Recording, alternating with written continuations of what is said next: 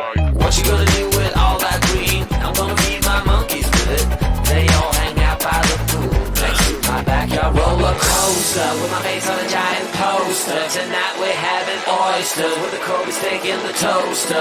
Waiting to feed my lions and shit. You better deal with it. Wait here, I'm about to pick up Scarlett J and then Natalie P.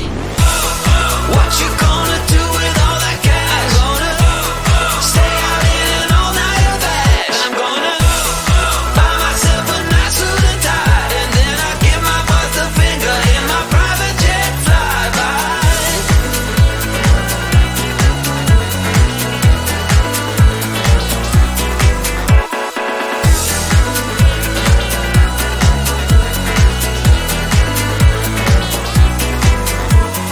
What you gonna do with all that green? I'm gonna feed my monkeys with it.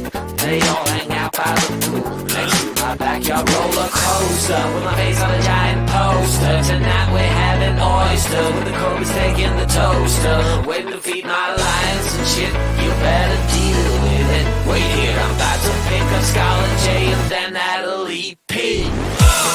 What you gonna do